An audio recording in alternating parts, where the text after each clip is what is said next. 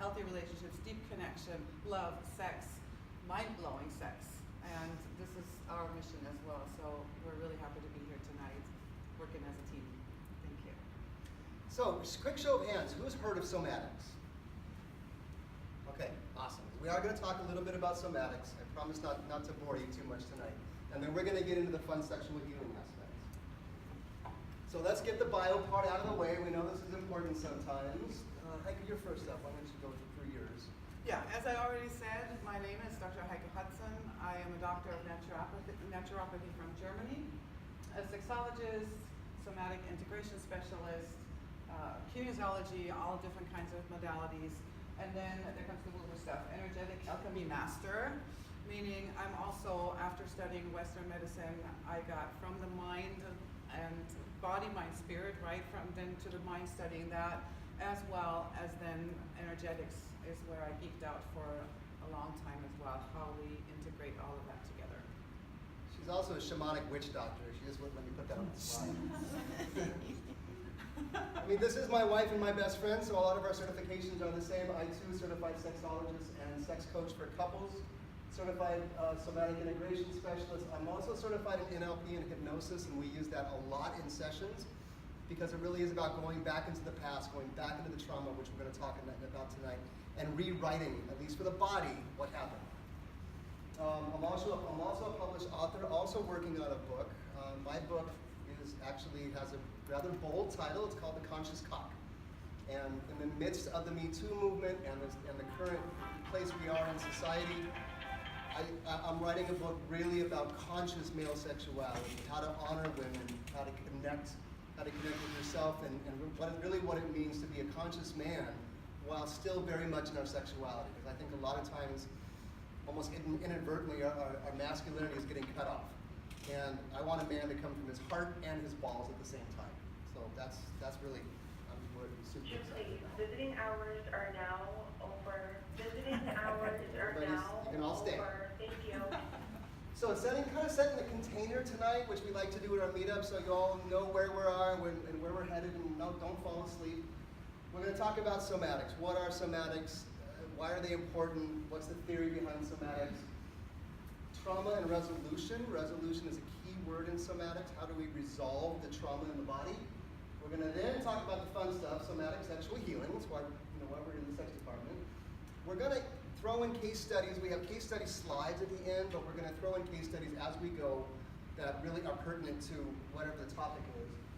And then the benefits of sexual healing, especially as it relates to your clients and your friends and family. So let's start with, and I forgive all these long words, but there's a couple slides that I didn't do in bullet points, because I just want to read this to you. What is somatics? Somatics is a field within body work and movement studies which emphasizes internal physical perception, body experience, and the felt sense. The felt sense meaning what we feel in the body. Examples of somatics include the Alexander technique, the Feldenkrais method, somatic experiencing, which really is the latest big one from Dr. Levine, who wrote an amazing book, if you're interested, called Waking the Tiger. It's one of my Bibles as far as how this all works. And Rolfing, and of course, Pleasure on Purpose, which is us, that's our name. The term somatics refers to any process which treats an individual as an active, remember that key word, active participant in an activity, treatment, or other process. So the truest definition of somatics avoids separating soma into parts. We don't like to talk just about the mind or just about the body, but how does mind, body, spirit, soul, energy, chi, how does it all relate and work together as an integrated unit? Oops, I just forget which way to point. That's yours, then. Yeah, so we also want to set, redefining trauma, meaning trauma, when we talk about it, it is not just the hardcore trauma that people are experiencing, from car accidents to sexual trauma to all the big ones, rape and physical abuse. So trauma in general is really anything that is too much, too soon, or too fast for our nervous system to handle, especially if we can't reach a successful resolution. So anything that is experienced as threatening our survival or well-being can generate PTSD life symptoms and have a negative impact on our day-to-day interactions and activities. So whatever is happening, we're actually accumulating events in our life. If we're not able to shake off the trauma, like animals do that in wildlife, we'll come to that later too, then it just keeps on adding, and it gets stored somewhere in the body because we never got the chance to release it in the moment that it was happening. And out of that, it is this armor that we're building up, or even trauma like in relationships. Who has been hurt in relationships before? Everybody. Right? I mean, we're talking this broad spectrum of trauma, from small to big to the heartbreak. Well, I mean, like in my former marriage, I didn't have physical trauma, but I had a wife that yelled, and if she wasn't yelling, she was silent. I think one time she threw a glass at me.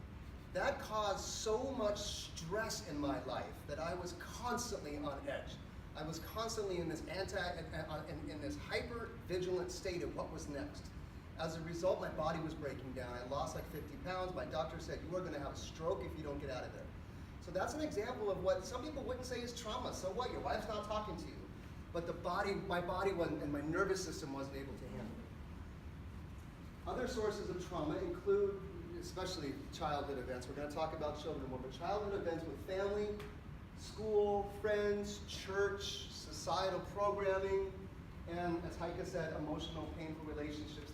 We're going to give some examples later, but this last one is really important because so much of who we think we are today is really based on our childhood trauma and our childhood experience and our childhood beliefs. So another trauma I see every day are men and women who have sexual dysfunction. Absolutely. I mean, they're crying. I had a mom today. Her son was 18. She called on behalf of the son. She was just bawling. She said, my 18-year-old can't be an 18-year-old. All the kids in her school are having sex and he can't have sex. And so it's not just the son who was having trauma. It was the freaking mom. And Yeah, the whole family. Anyways, trauma. There's lots of traumas. There's a lot.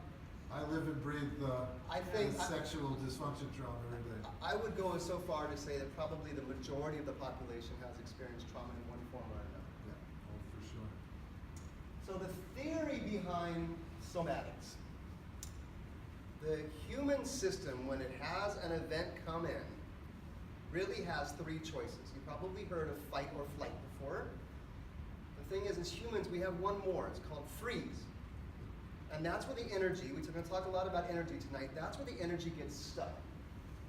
Especially sexual and childhood abuse, because children and women who are being raped, they don't have the ability to fight back. They don't have the ability to flee. So their only choice is to freeze. You may have heard people say, when he was raping me, I checked out of my body. My body just became numb, and that numbness continues to show up for the rest of their life.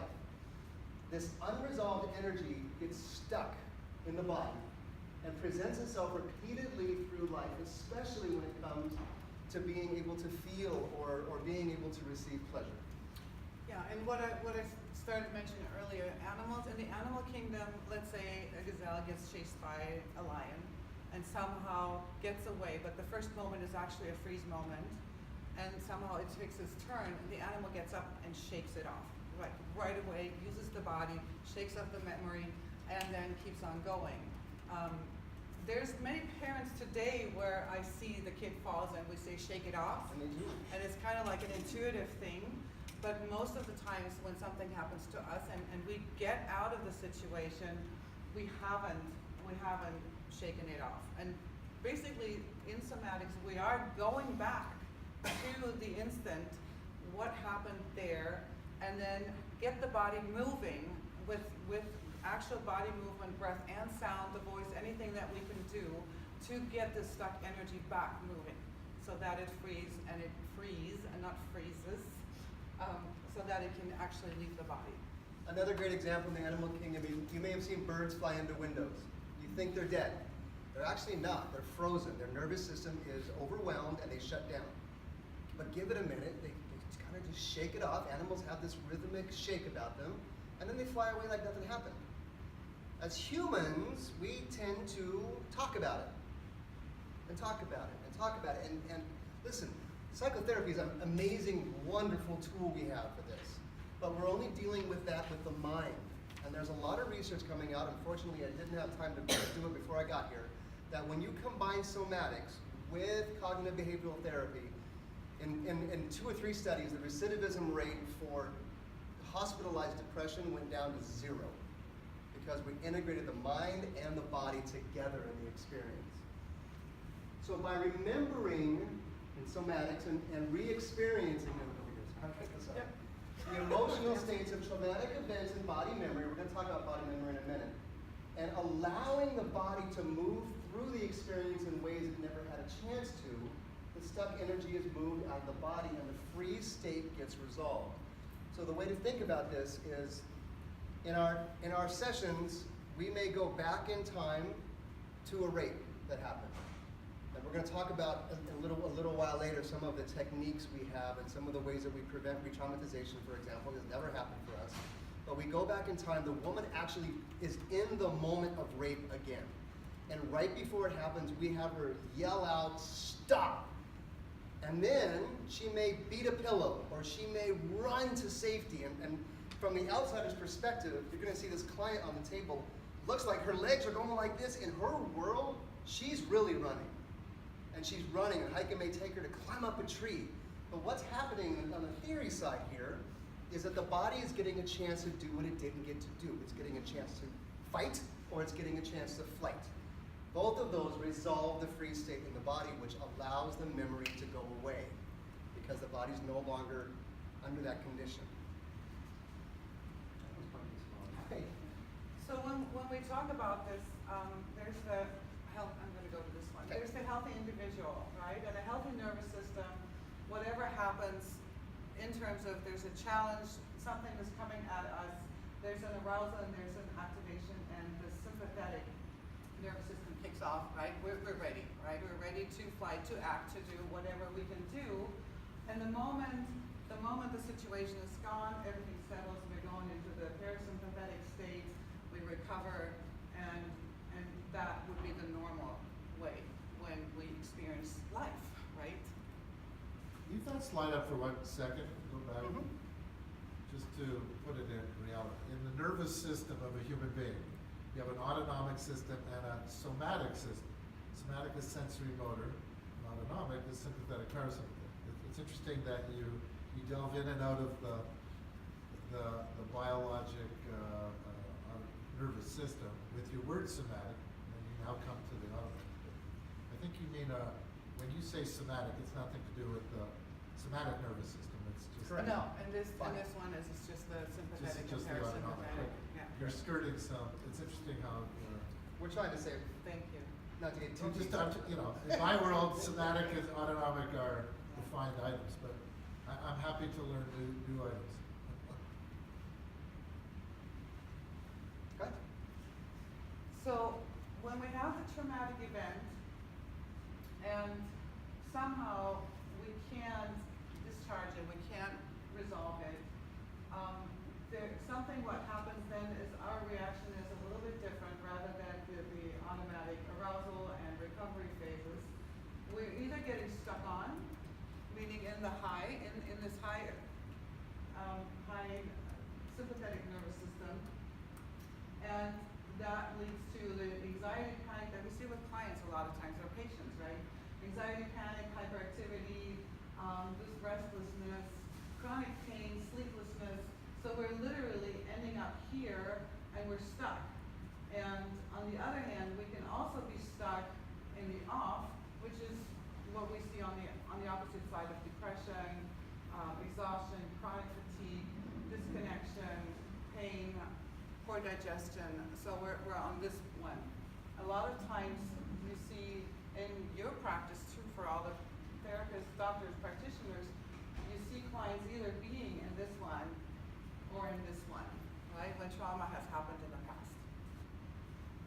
And this, a lot of your non-orgasmic states could actually happen in both places, but a lot of times it's here. A lot of our clients come in completely flat, not interested in sex, don't know what's wrong, or every time they have sex and they think they want to have sex, a bad memory comes up from childhood or from any kind of traumatic experience. So going a little deeper here into body memory and stored emotions. Cellular memory is certainly a controversial subject. Not everyone will necessarily believe that the body maintains a memory. But I want to just go with this hypothetical that the body is the unconscious mind, this nebulous unconscious mind we have, and that our body retains memories. You may see somebody that or maybe you got punched in the gut when you were young. When somebody flinches towards your stomach again, it's a very quick reaction. Is the mind involved? Absolutely. But we believe that the body has these memories stored. In our work, when we have a client on the table and we have our hands on the client, when we're pressing into the tissue, memories surface for the client without really any kind of asking for them. They just come up. Now, you may have experienced this yourself in massage. You just never pay attention to those thoughts that pass through you. But when it's very intentional and very focused, these memories do surface, and we find a pattern. There's a pattern in the soma areas that we don't give the client suggestion for. But for example, the feeling that I'm carrying the weight of the world, of my family, of my mother, is almost always in the shoulders. As soon as we put our hands on there, it's like, oh my God, that's my mom, that's my sick mom.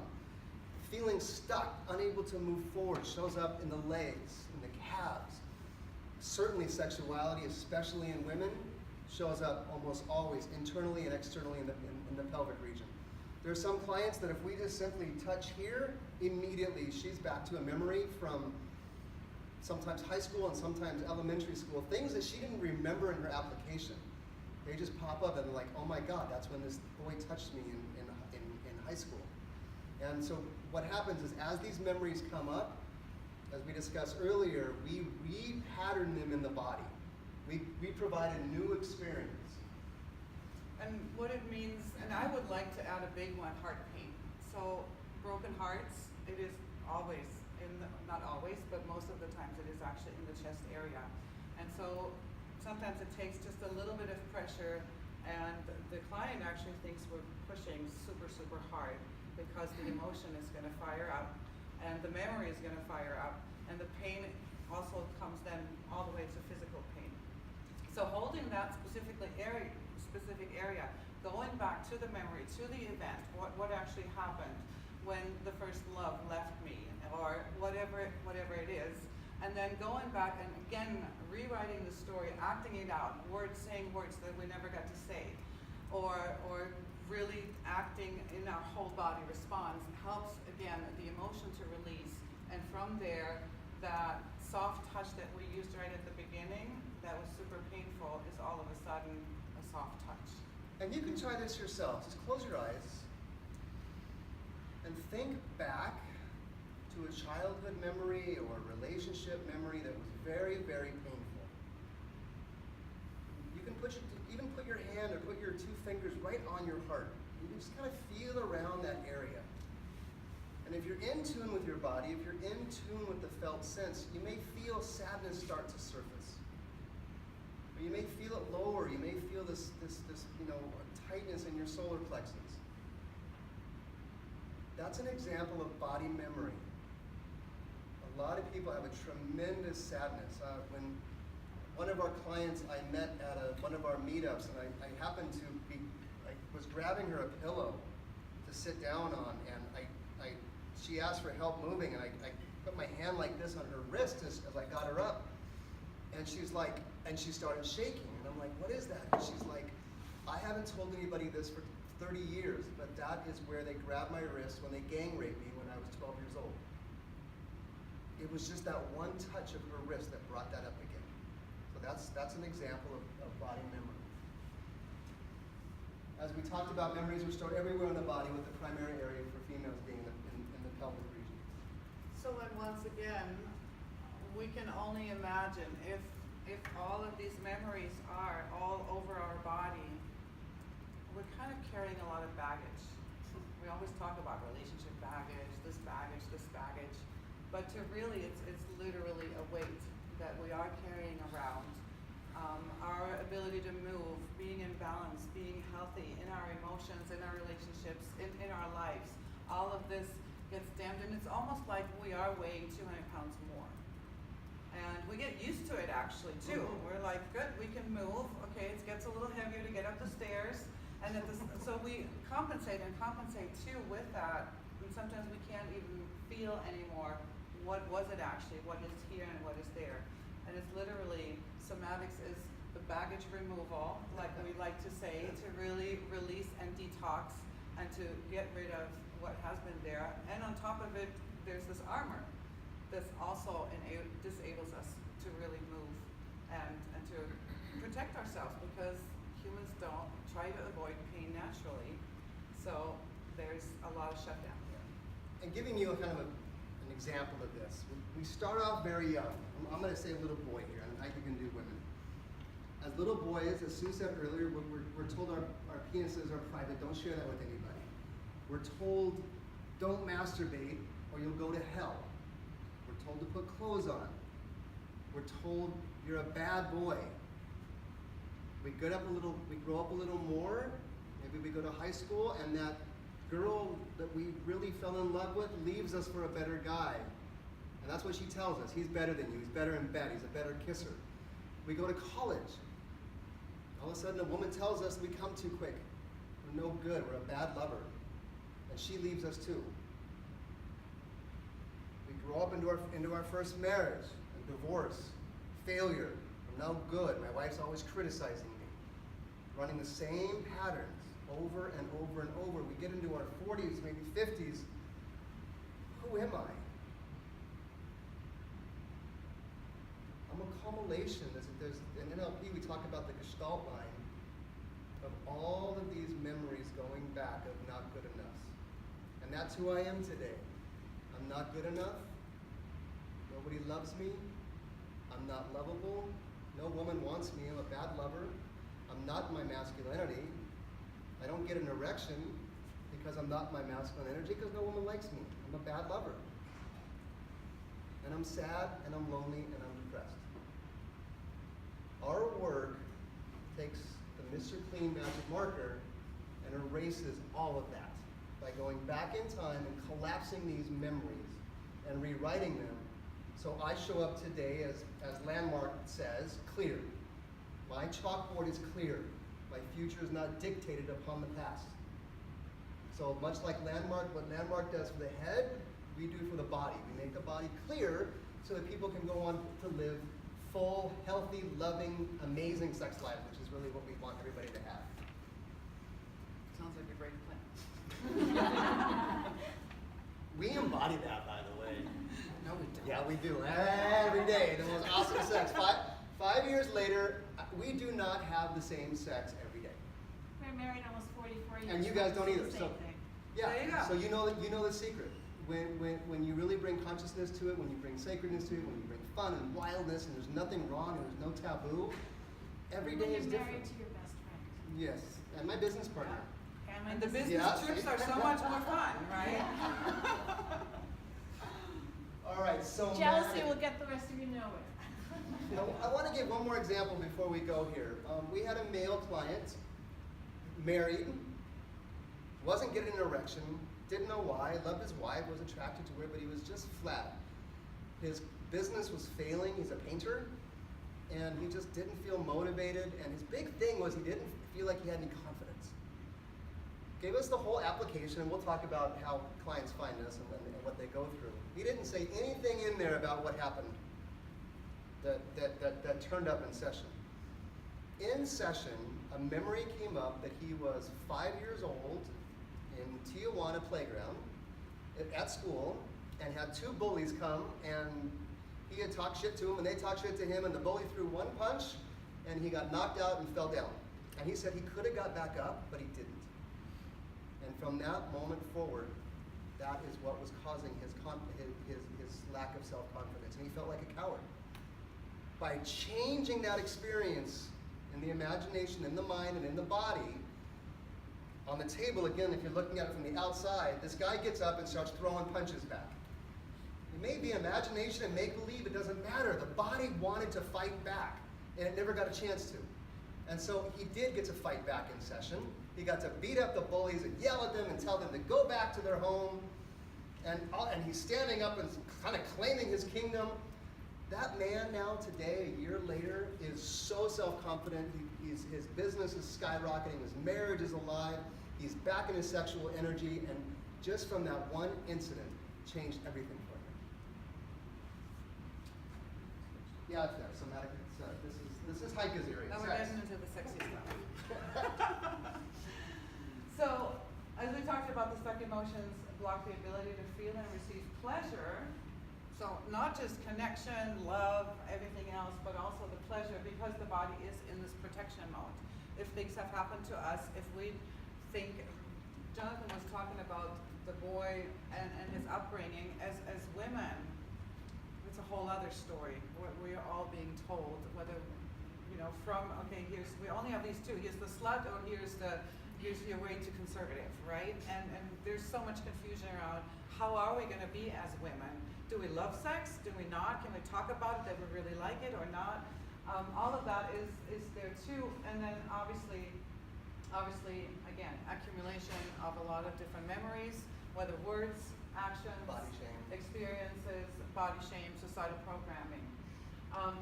One of the very common methods that we are using, which is also similar to pelvic floor therapy, is actually the mapping, because not only the whole body stores the memory, but also internally. When we're really going for women and the pelvic floor region, then there is the internal work, and the mapping is one thing that is in the pelvic floor therapy also very common.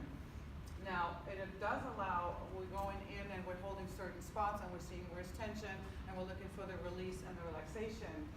And what we're also doing is we're looking for stuck energy, and then really accessing the emotion, accessing the memory, and have the client express it.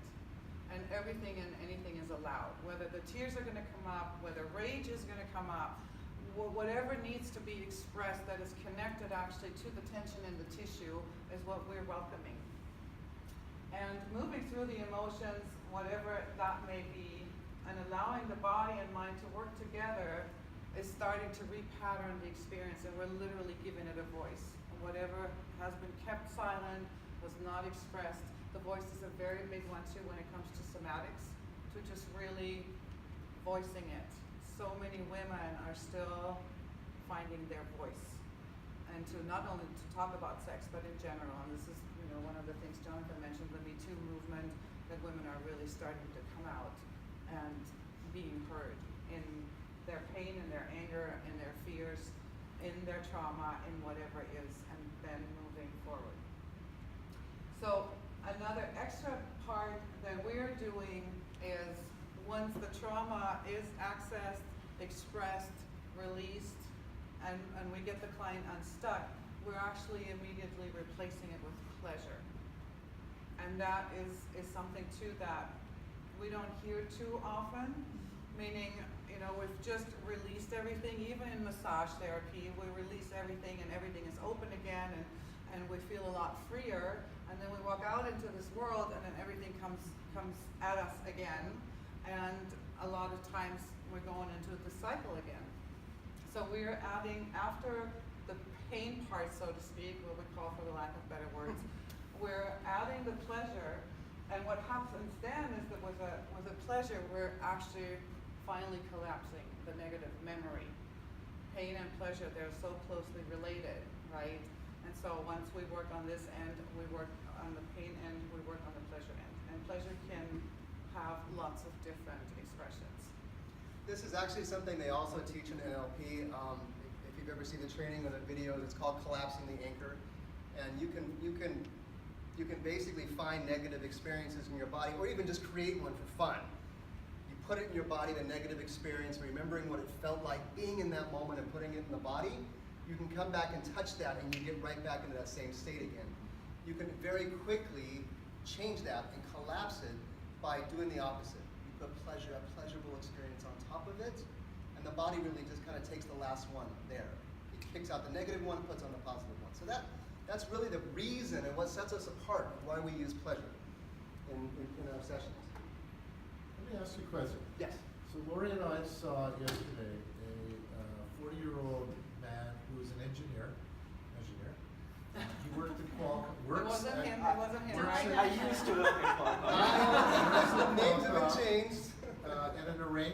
marriage with another woman from his home country, Turkey, and religious issues. Each one at age 40-ish have never had sexual activity. It's not what they do. Okay, and now they got married, and nothing worked. It was like a nightmare, and they tried to have sex, couldn't work. How would you deal with that? How would you deal with that in your system versus our system? A lot of that comes down to how much they're willing to change. In other words, do they want to look at how much of the sexual history is related to their religious upbringing? Because if they're dead set and we're going to talk about who we take and who we don't. Well, now that they're married, they're entitled and able. They're entitled under their religion. But they couldn't. He couldn't keep an erection. She didn't know what's going on. Like anything, I would have to get more of a case study on them individually. Everybody that can at least clear the initial application screening process we help tremendously because we don't know what his history is. Yeah. We don't know what her history is. And I do believe though, if we really knew what those were and we could dive into the memories, if we could put them into the state of the clear, the body just follows along and the body starts to act normally. ED is so much in the head. We get rid of the head stuff, the body comes along naturally. And so I would just need more information to answer the question. All right. Okay. Good answer. And we do have to say that the church, we are on what we say, we're on this list, the most wanted by the Catholic and the because and the so Mormon much church. damage has really been done by the church when it comes to sexuality, how to talk about sexuality. The guilt. The guilt is huge and shame. So guilt and shame is almost a trauma itself. Don't forget, if you masturbate, you'll go blind. You go blind, you and go the hell, down, burn hell. you know, Oh, yeah. absolutely. Fear. And so there's so many clients that we have where we have to go back to church, where we really have to go back because they were an altar boy. We have one client who was an altar boy, and then other things that also happened. But it doesn't even have to go as far as abuse. Really, just the way the church talks about sexuality. And I mean, when we go there, or the little kids that are like sponges, right? They get just the information, it's unfiltered. They don't have any means. They're in their theta wave still, so it goes all in like sponges. And then they come at age 40, yippee yay, right? I finally have my wife, and now it's all legal and official and sanctioned by the church. Nothing works, right? So it's definitely one of the huge subjects. I just want to say I am practicing Mormon, and so, but I just want you I to love know it. that Go ahead. I just want to know that we have our people like you on the inside. We have our wonderful sex therapists who are saying the same thing On the from inside. the inside. So they're our allies, and so just so you know. Thank you. And you know, I always want to still say, of course, it is good to have, for a lot of people, faith is a big one, and going to church and having their community and going there. It's a beautiful thing. Right. But when it comes to sexuality, there's this, And you know, what we all see today in our practice, It's right? really but it's changing. The awareness is spreading. It's changing. And So we are very yeah. spiritual. Yeah. And we don't really ascribe a certain religion. But that brings up a client we're going to talk about in a little while here. Actually, is was a funny story. We were at a speaking event up in San Francisco, and this guy walks up. We were like the only ones in the bar. I think it was like midnight. We were going to get a last minute drink and go to bed. And this huge guy, because he was a football player, comes up to us and goes, "I don't know who you two are, but God told me to come talk to you." And she kind of laughed and she goes, "Well, I don't think." And he said, "I'm supposed to work with you." And Heike said, Do you know what we're "Do you have doing? any idea what you're doing?" And so she told him, and I told him, and he goes, I gotta go pray about that." Next morning he called us and signed up and said, "God said go ahead." We do have quite a bit of that, and in session it is quite entertaining to watch a client blindfolded, and we'll explain the blindfold in a minute, screaming and yelling "fuck you" to his priest, just at the top of his lungs, because it's what that little boy never got to say, the little boy that was being abused, when he gets to tell the priest stop, and of course the words come out of what it's not pretty in our sessions because we want the truth. We want what really wants to be said. Our healing room have sound panels around it. And we live on a big 1-acre property in Escondido. so that people can yell and scream and holler and be as loud as they want to be without our neighbors freaking out.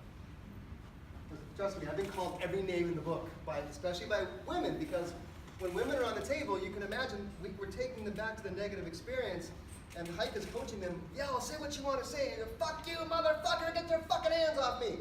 So you can, well, that's why we live in a 1 acre property, because otherwise the police would be showing up.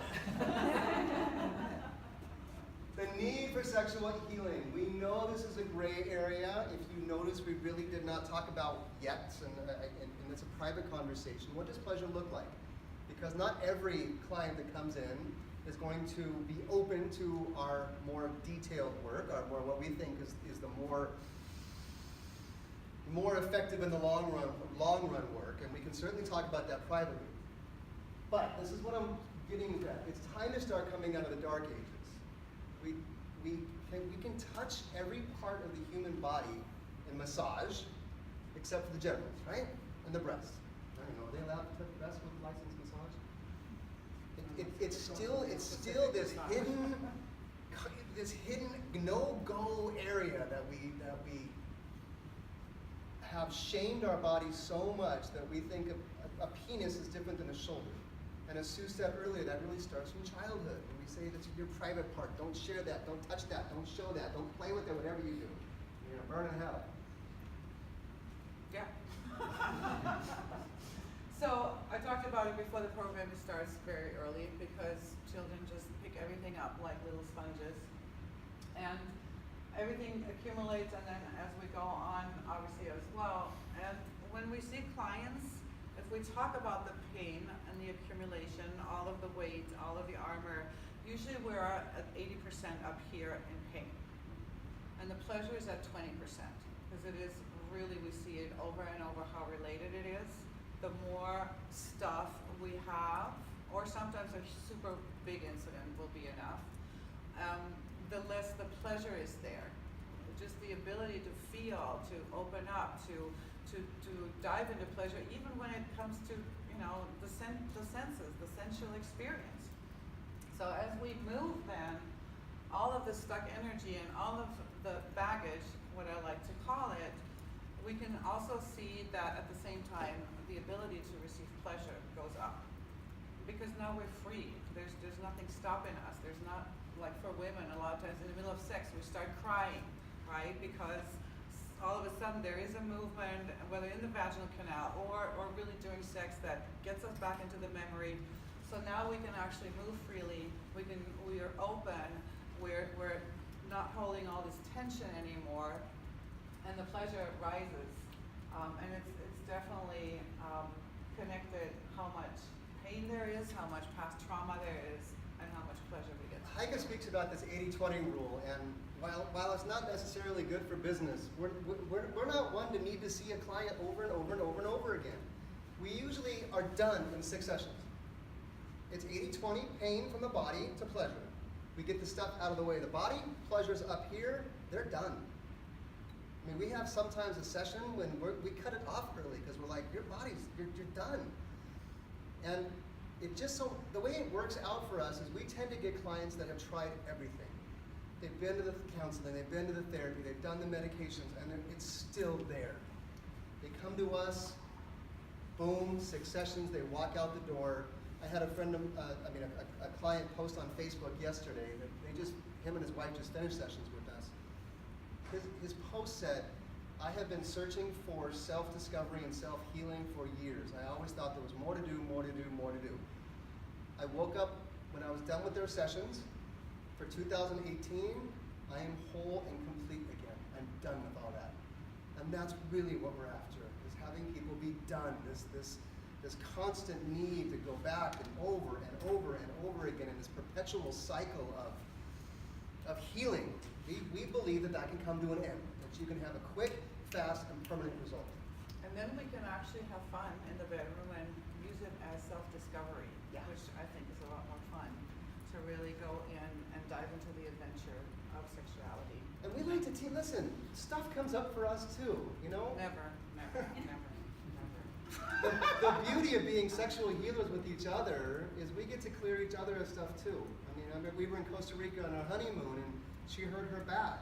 And I was actually able to take away her back pain from sexual healing through her yoni or vagina. I mean, holding the points, letting the emotions come up around it. There was some stuff around horses and a fall that came up. Clearing that, it was gone. Within an hour, her back pain was gone and she was good to go on riding a horse the next day. It's that powerful. This second point, is it positive or negative programming of sexuality? And you say often in theta states, making the mind. First of all, how do you know you're in theta states? What type of state it is? One of those states is orgasm. But and what does it mean? Making them highly The research I have seen shows that between ages of, it's either 2 and 6 or 4 and 6, that the primary brain waves are theta waves. And what they're concluding from that is that at that age, children don't have a logical mind to be able to discern things that are coming in as true or false. Which is one of the reasons language is so easy when you're younger. And so when things come in of a 4-year-old, and you're told if you masturbate, you are going to hell, the 4-year-old takes that as truth. And it stays as a truth the rest of their life. When a little girl is told, your body is not for sexuality, that's dirty. When they're 30 years old, they still think sex is dirty. Where did that come from? That's our biggest question with clients. If I ask somebody what they think about sex and they give me an answer, I ask them, where did that come from? Who told you that? Because I believe if we start from here, we start from scratch with a blank slate, and nobody told us anything about sexuality, we would never think sexuality was bad. There's no reason to come to that unless somebody tells us that. I was blessed to have a mother who I wish would have been here tonight, but she had a urinary tract infection of all things. I got the opposite teaching as I was young. Sex is natural, sex is great, sex is fun. Today I grow up not only sex educated, but for me, nothing is taboo. That's one of the things that shocked her when I met her, was my idea of sex, that it's a beautiful experience. And so that came from my childhood. Every single client we have that has sexual problems, and however you want to term that, it goes back to what they were told and experienced in childhood. And what does that have to do with theta waves? I'm saying the theta waves, what? Just for children, for the It's just small for children children, in that that- age group, not like all the way. You mentioned orgasm, and obviously there's the different states, but we're talking really about the young age of children and how susceptible they are without any discernment. I'm happy to show you the research on it. I can pull it up on the computer later. And they're saying that the theta waves are similar to the hypnosis. You know how hypnosis is a very suggestible state for people? That little children are in that susceptible state. That's really what it's trying to say there. Maybe I didn't really well enough. Not Ali. Okay, so we've talked about the releasing of stock energy and the repatterning of the memory. We talked about how quick and fast the work is. And this is a very famous quote that I think has been said by many people. It's in Barry Levine's book. Nicole Didone from One Taste says this in her speeches. Pleasure is the antidote for trauma. Has anyone experienced that before? Pleasure is the antidote for trauma.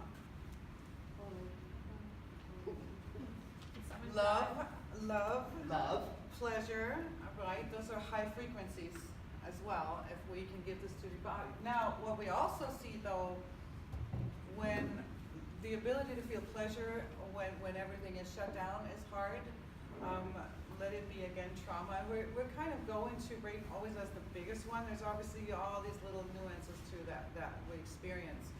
But a lot of times, either the sexuality is shut down or we're trying to get more and more pleasure, right? To actually cover the trauma or the pain of the past. So it can go both ways. We either shut down or we try to hypercompensate. And it's not just with sex then. Women that all of a sudden say, okay, this time I didn't want to have sex and it happened and now I'm going to have all these men and I'm going to give back and I'm going to just get more and more. And the ability to feel is obviously not as much there. So it's kind of like we're needing more and more of the same.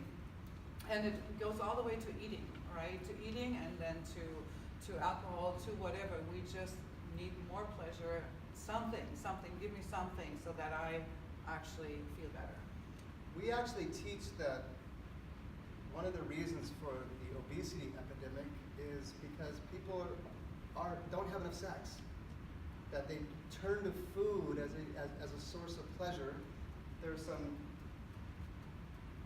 teachings out there that say that the tissue in the throat and in the cheeks is the same as in the vagina. And so we're constantly feeding that in order to feel better because we're not being fed down here. So it's always hard for me to speak from the woman's shoes, but Well, I give it to her usually. I see a lot of women really starving when it comes to sexuality, when it comes to gourmet sex, right? Yeah. I mean, there's a lot of teaching, which is a whole other subject, in terms of how to really have this fulfilling sex, so that body, mind, and spirit are being nurtured during sexuality. So this is just a small list of what we've seen and the success areas when it comes to sexual healing, because it is not just about sexuality. I also have to say that I can talk a little bit about energy. We're using, through pleasure too, sexual energy. Sexual energy is life force energy. Sexual energy is the energy that made these bodies. So it kind of makes sense to kind of use this as the medicine as well. But it not only works for sexual trauma, but all other things that are there, like emotional depression, anxiety, fear, low self-esteem, relationship difficulties, meaning making the connection or whatever is going on because of old partners and triggers being in the way, eating disorders, physical pain. We had one client, she's not in our study, right? We had one client who was actually a sexologist as well, and a massage therapist. When she came to her first session, we didn't even know if we could work with her because she was in severe back pain for 10 years. And even in the intake, she was laying down on the table. She needed pillows to kind of get her, especially lower back and pelvic region, really comfortable. Throughout the session, as she started releasing, she started moving that we were kind of looking, is this even possible? Because everything started freeing I was so up. worried She you're was asking. almost moving Yeah. like a snake all of a sudden on the table, and we're like, okay, well, the body knows, because that's another thing too that we always see, the body wisdom and how the body knows how to heal itself originally. And she got off the table and her back pain was gone and she was mobile, like completely, Hasn't had a sense. yeah, and it was never there again because it was just one stuck But memory. she didn't come for that. We had another client, a very logical, he's a business owner and a business marketer, not woo-hoo at all. This wasn't in his application. He actually came to us around relationship issues.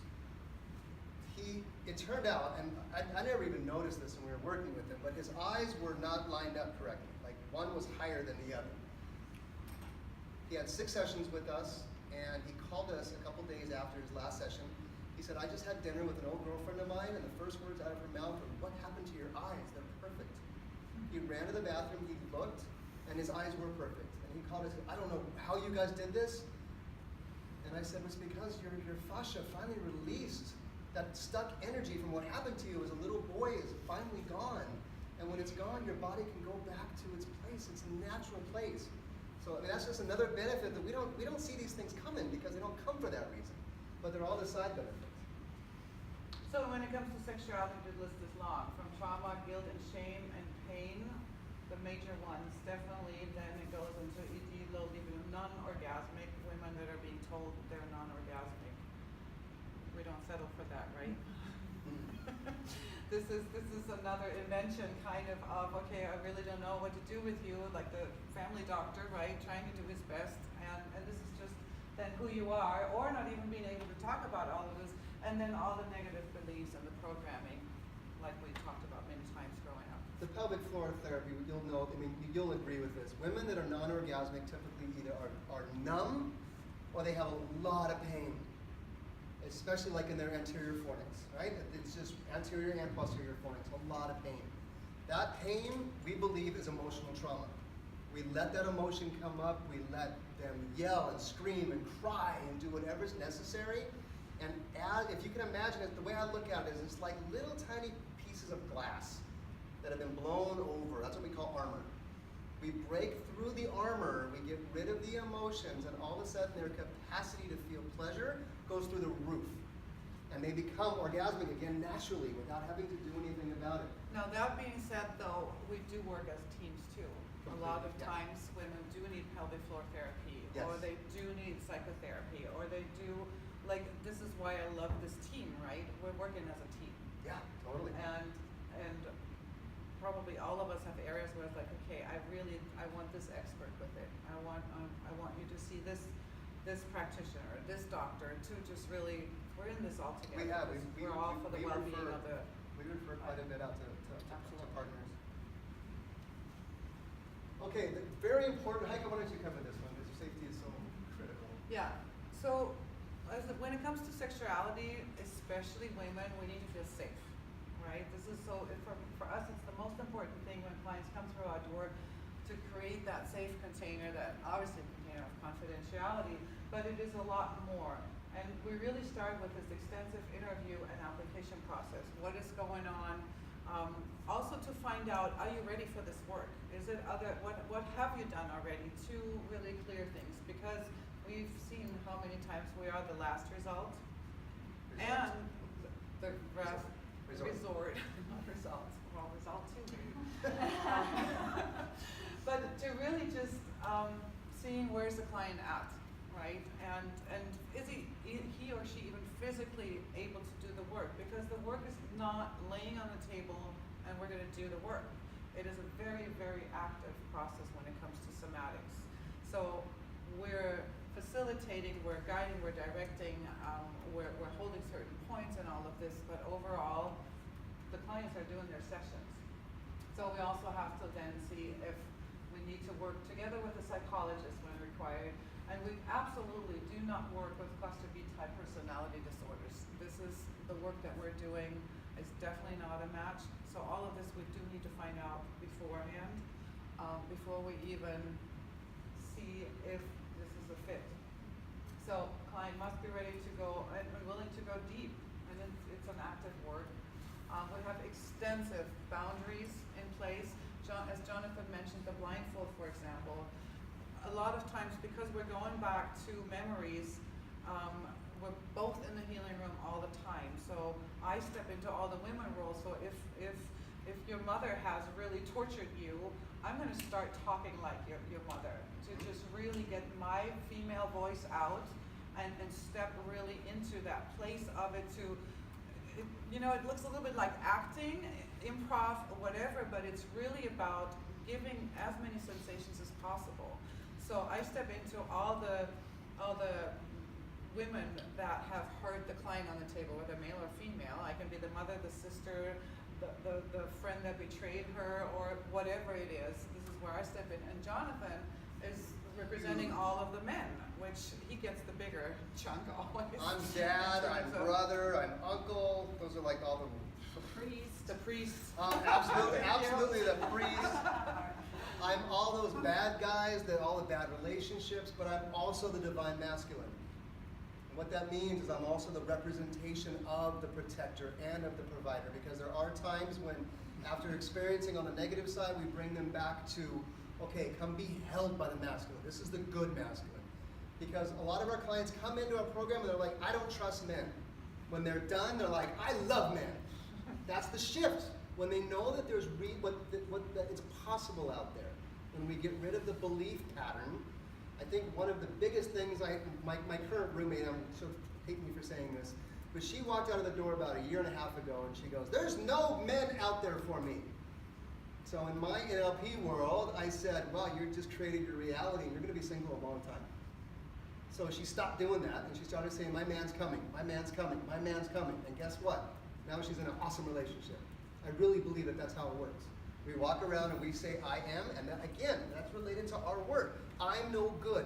I'm not good enough. I'm a bad liar. I can't orgasm. You're right. That's where the shift starts. We talked about boundaries, talked about the blindfolds. We always work as a couple. Heike is always present with women. She's the first in the room and she's the last out. Sometimes Heike is even doing the internal work if that's what a woman requests. We also do work where we don't do any genital touching. Some people aren't ready for that yet.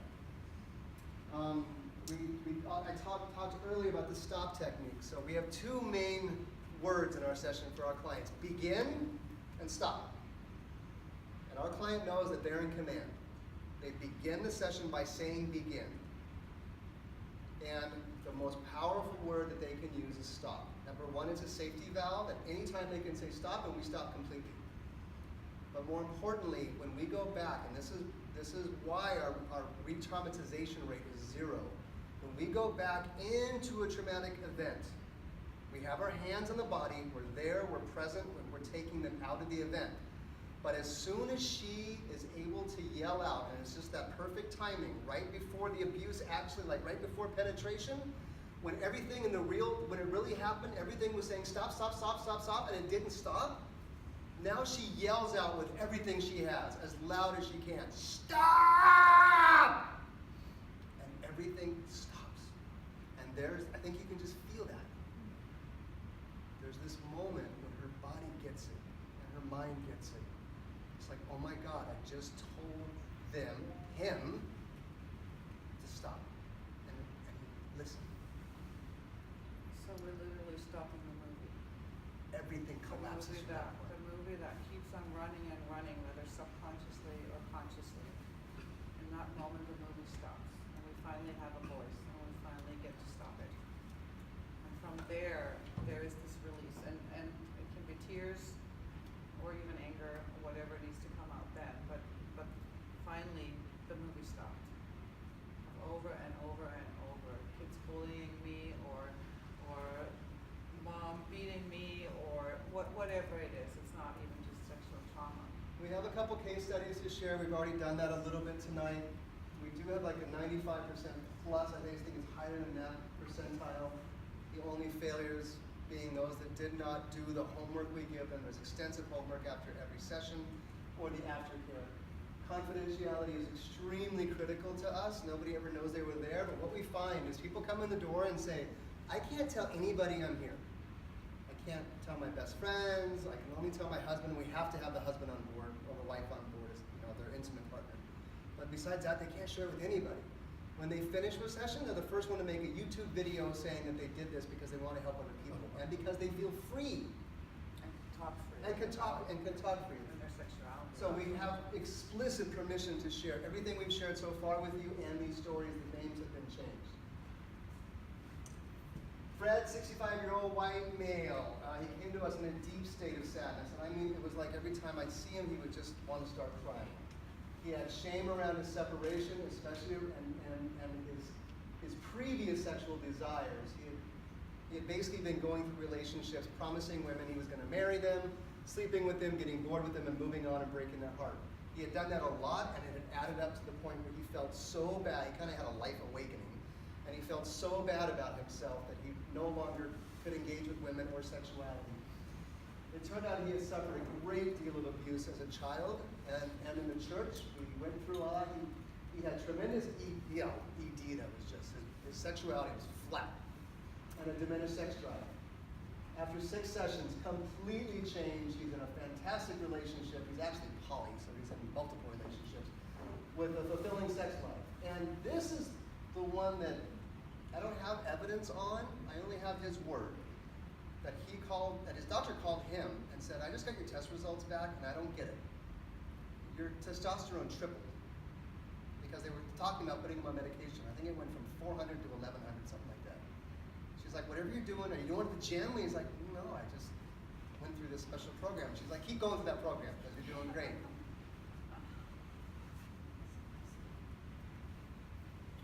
And Lisa, 38 years old Asian female, she suffered from rape and abuse over 3 years as part of a religious cult in the Philippines. Perpetrators were eventually arrested and convicted as she started actually speaking up. She really stirred the pot once she was through to really speak up and created a whole movement so that actually the arrest was happening. The symptoms presented were the inability to feel pleasure, memories and nightmares of abuse, especially when engaged in sexuality, constant fighting with her boyfriend, and also very quiet and very shy. She literally didn't have a voice anymore, except in fights. After only 6 sessions for release of stuck and frozen states, no more memories surfacing during sexuality or sleep, fully able to receive a desired pleasure and really asking for it, and is now married and just had her first child. And this is also when we talked about, we're both in the healing group, we're representing the masculine and the feminine, and we sometimes feel like parents. We have Yeah, to say very much that. To just literally rebirthing people so that they can start all over again in a free life. 2 years later, no memories at all of the rape. None. And she was experiencing it all the time, PTSD, waking up in fear, dreams, and unable to have sex because the visions came up. 2 years later, not one has come back. Steve, this is the NFL player. God told me to come talk to you guys. It was really fun because he threw Jonathan through the room too once. 'Cause Former NFL player and Super Bowl champion, by the way, 2-time Super Bowl champion, and a lineman. Are your walls padded? we actually, this was a Yeah, session yeah. we did on the floor because the table would have broken down. He was like 6'5", 6'6" at least, and huge, 300 and something pounds, and all muscle. His arms and his shoulders were as big as my legs. He would move one arm and Jonathan would. Yeah, I was like, okay, show me some anger. And he just went like, raise your shoulder. And he just went like, and I went flying across the room. He came to us. I told you what happened and said, God's got to work. God told me to work with you. Ready for a divorce. Wanting his companies were falling apart. He owned 3 companies. Constant arguing with the wife and the kids. Didn't know what he was going to do. Didn't have his wedding ring on. Was living in a different room at home. Wife said, please go see them. He told him everything that he was going to do. This was actually what came up in session. And again, this didn't come up in his application. This came up in session. Is that in college, he had a huge, it's like first love. Left him and told him, you suck as a lover, I found a better one. And he was in love with this woman. And she just left. At the time, he was a terrible football player. His first year. He went out and took all of the anger around that and that incident and became an all pro in college, moved on, got to the NFL draft, and went on and continued to use his anger in his career to propel himself in the Super Bowl. Quit football. What's he going to do with that anger? Still in the body. He's still pissed off at this. So now he's showing it to his wife and to his kids and to his business and to his employees. We got the anger out of his body. God gave him a chance to yell and scream and call her every name in the book and cry and rage. This went on for days for him in sessions. Now, as soon as he was done with us, he got off the table. He put his wedding ring back on right then. Wedding ring right on out of his bag, called his wife on his cell phone, said, I am so sorry for everything I've done to you. I'm coming home. I'm moving back in the bedroom. You are my queen. I'm firing you from my company because you shouldn't be working for me. I'll give you any money you want to go open your own business, but you're not working for me. He said, I know exactly what to do in business, was able to sell one, the other 2 skyrocketed, and now he is just blowing up. The wife called us and said, I don't know what you guys did, but it's like the first day we were married. Thank you.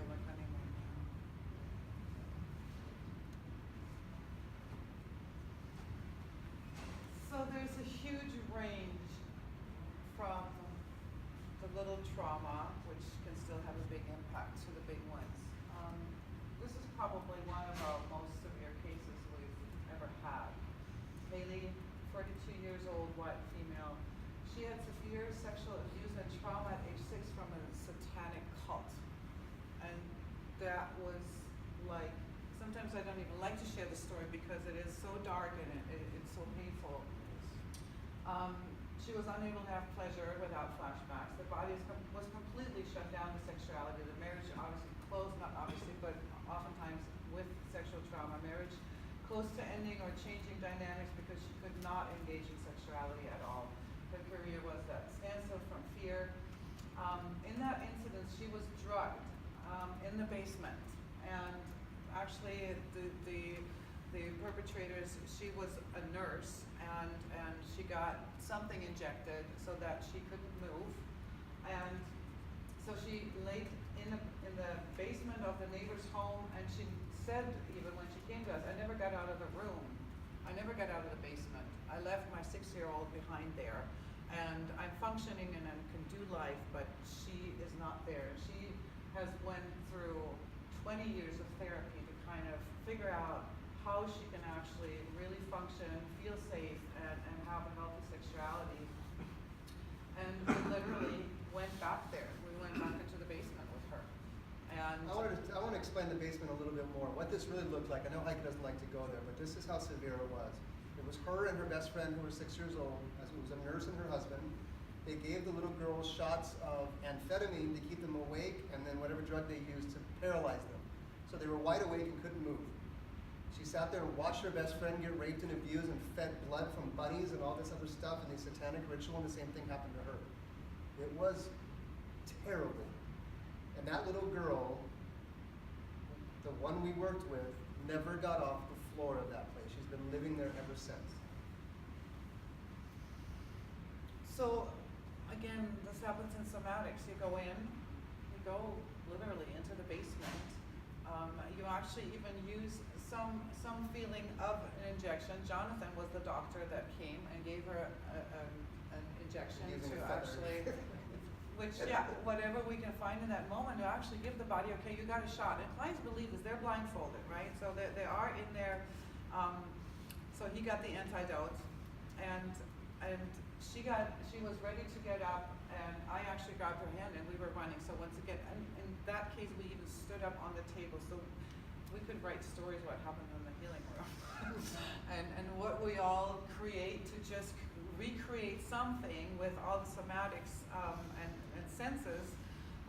Anyways, I was standing with her on the table, holding her hand, and then we were running on the table out of the basement, like stairs up, out of the door, to the other side where her mother took her in her arms, and she finally was safe, and everything in her life changed.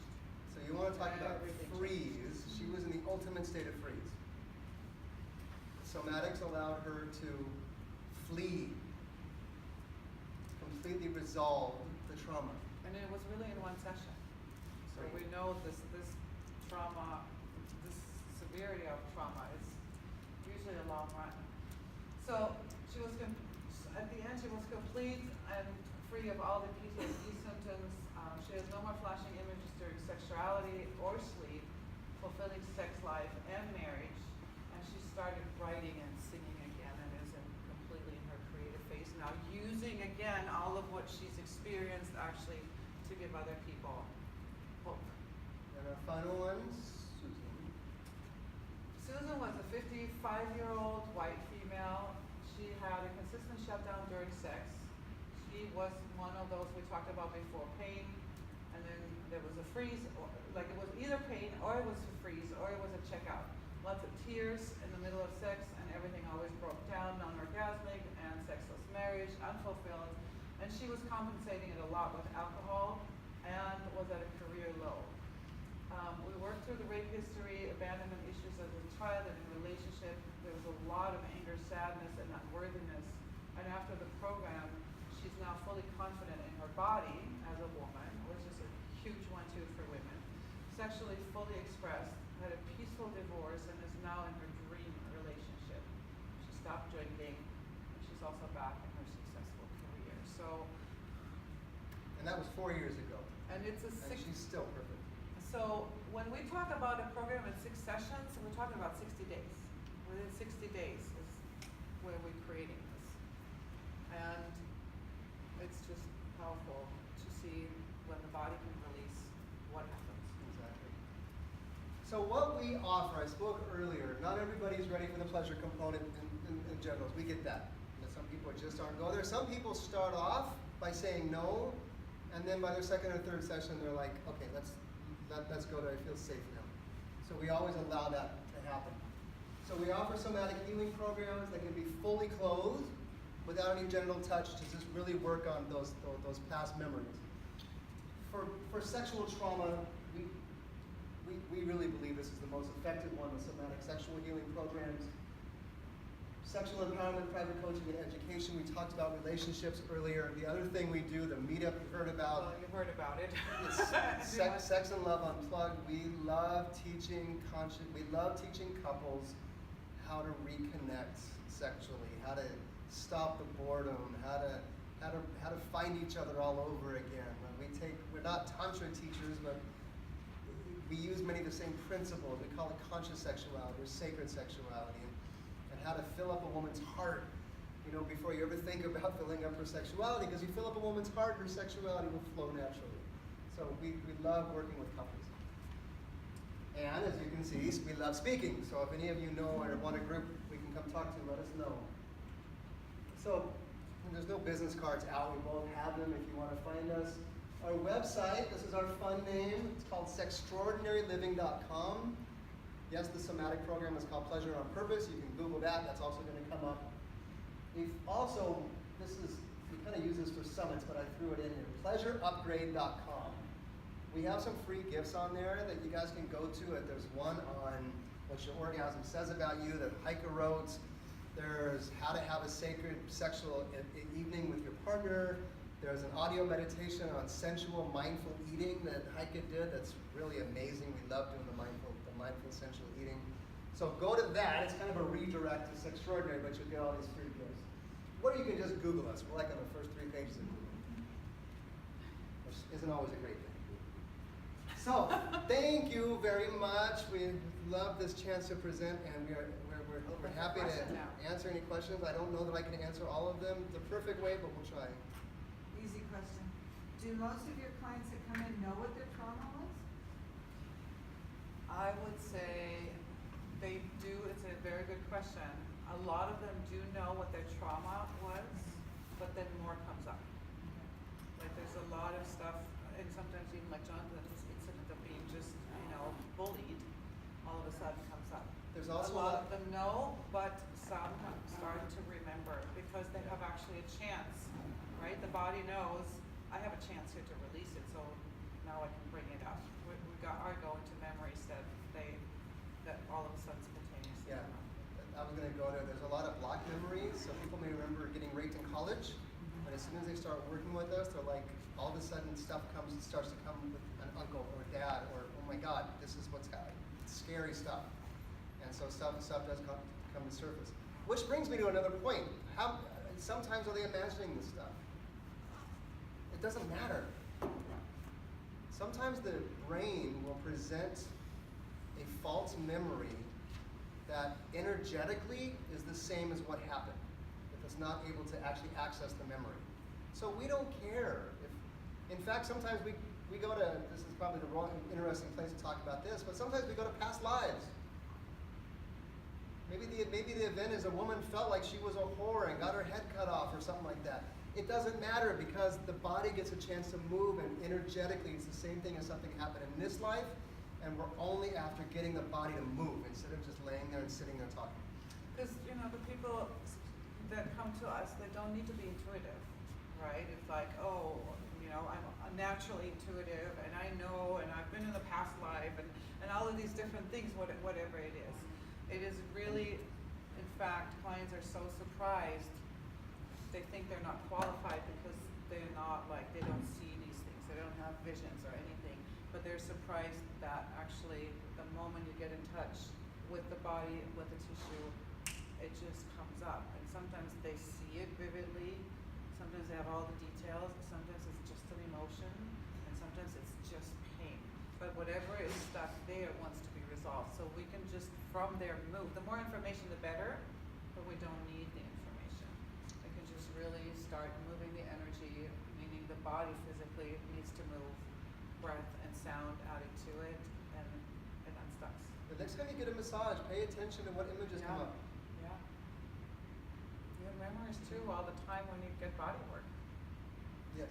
So when do you decide to do the genital work, and what's that all about? It's a discussion with the clients ahead of time, knowing where, usually we do try to at least do the yoni mapping, what we tell the client ahead of time, this is what the program looks like, and if they say I'm not comfortable with that, then we give them the option of the non-genital touch. most of our clients, I would say 95% of them, they're like, listen, I'm here and I want to make changes and I'm ready and I'm tired of this shit. You do whatever you need to do, because we present this as we are radical, we are different, we are fucking effective. It takes being radical to be effective. And so when they get that, they're like, do whatever you need to do. So they know ahead of time coming in. Now that said, like I said, there are some clients that are like, I would prefer Heike to do the body work on me. Awesome. And then about halfway through sessions, she's like, all right, I'm ready for Jonathan now, because it is a different technique. What does it look like? It can happen in yoni mapping, but that's what we call mapping, yoni Sanskrit for sacred space, exactly. It can happen in the mapping itself and just holding a spot, that tears come up, that anger comes up. But certainly as we continue to move and stroke there, and with the aim of breaking down that armor, that's it. When I'm doing this, I'm constantly in contact with the client saying, give it to me, let me take that pain from you. Give me the pain. And all these boyfriends start to come up. This is the guy that didn't like him, and not. Give it to me. So she's got a place to put it. And that's why Heike, as Heike described, it's like giving birth. They're often pushing out this energetic junk. And I take it and throw it in the fire. Take it out, throw it in the fire. Yeah, he got woo-woo too along the road. Yeah, 6 years ago I was in law. We talked about all this woo-woo shit, I would have run for the hills. It was when I met her and she was a little bit of a hippie tree hugger, and I'm like, yeah, angels and energy and blah, blah, blah. And then I've had a lot of experiences with her that completely changed my life around this whole energy thing. Yes, sir. Just out of curiosity, what is your ratio of male clients versus female clients? I'm just curious. We have more female clients. And one of the reasons too, especially when it comes to sexual healing, we are the receivers, right? Men are pushing out their sexual energy. I mean, even by nature, they are the penetrators, right? So they're pushing more out. It doesn't mean there's no trauma like we just talked about, but women, we're storing everything in our womb space. I'd say it's about 75% women. Now that said, the one cool thing about our work in a sense is if a married couple comes to us, or even boyfriend, girlfriend come to us, and We make sure the partner knows Yeah, you said what's that. happening and is on board. well, yeah, of course we do that, but 95, well, here's what happens. A woman comes in, because usually the guy says, you've got a problem with sex. You don't like sex. What's wrong with you? Go get your stuff done. Go get your work done. I'll help you, I'll pay for it. Yeah, I'll pay send for it, you right? to the So program. she comes to us, sometimes quiet and traumatic and messed up, and something's wrong with me. Why don't I like sex? Da, da, da. She finishes our program, a totally different, empowered sexual woman. She goes home to the old guy, right? And she's not, get your shit together. and she's not putting up with his shit anymore. So in about 10% of our cases, they go home and say, you know what, I'm done. I've put up with this long enough. You go do your work, or I'm done, and they leave because they're clear. That's one thing our clients get is clarity on what they want in life and in relationships. But in most of our cases, now when we showed you about Elisa, that was actually a very good friend of mine, is her now husband. And he knew I did all this work, but he's also in this field, but he came to me and said, I'm too close to her to work on this rape thing in the ashrams in the Philippines. I want you to fix her. I sent him home a wild, passionate, on-fire woman, and he called me a week later and said, what did you do? You said you were going to fix her. I'm like, I did. I sent you home a fully empowered woman who's not listening to your crap anymore. So every time he would come with all of his shit, she's like, dude, you're not triggering me anymore. Go do your stuff. And he's like, oh crap, that means I gotta hire you too. So that's how we get clients too, is we get the man afterwards. Yeah, we have a lot of similar experiences where one partner comes, Yep. we fix them, and the other partner says, it's actually functionally gonna fix them Yep. too. So like, Absolutely. oh my God. And then they get married and everything's And great. they're happy. Next. Yes. Oh, I had a couple. So, first of all, I'm a birth doula as well, so I'm wondering, in your sessions, does a lot of birth trauma come up that you resolve as well as sexual trauma? Birth trauma. It's interesting. Abortion trauma. Oh. It's more that. Okay, no, I'm just wondering about that. Then also, in craniosacral therapy, we try and elicit images instead of verbal, recountings of the whatever. language and, you know what I mean? Everything. We're Everything. trying to use everything because, and that's first of all, there's two of us, right? So when it comes to body, mind, and spirit, we can hold it all. While Jonathan is doing the body work, I can be everywhere around. I can have the conversations while he can focus there. So I always say the client and us, we're three for the client, right? To just really move through the things. So we're using as much as possible. In fact, it's almost like into a chaotic state so that there is like that, okay, now we gotta move through it, right? As you know, when people go into labor and when women go, I mean, it's chaotic, right? I mean, they're trying to, we just had another friend, like the natural birth and all of, and everything is got smooth and we're just gonna love it all and it goes up and down and left and right and being yelled over. So all of that is welcome. And so the more stimulation we have, that's why, for example, with this basement story, right, we're using as much as we can.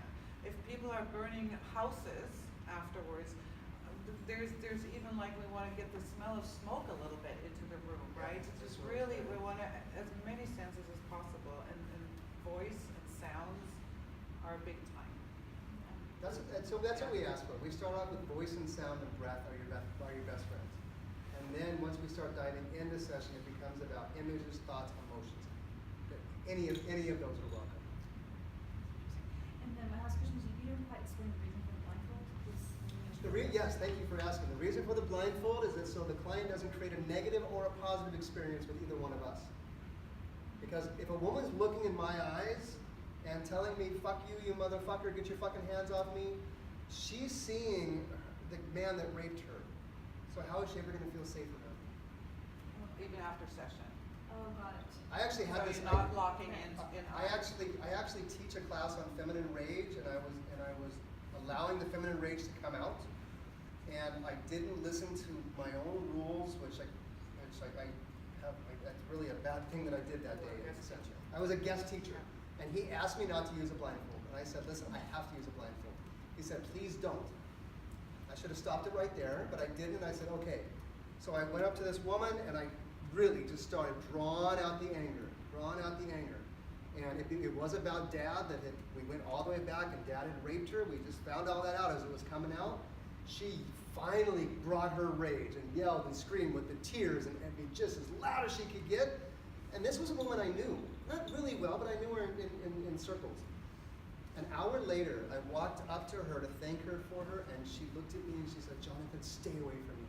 I love you, I love who you are, but I cannot look at you. And to this day. And so I don't want to create that. Or pleasure. In the pleasure portion, if she's got a partner, we are talking about her partner being there with her.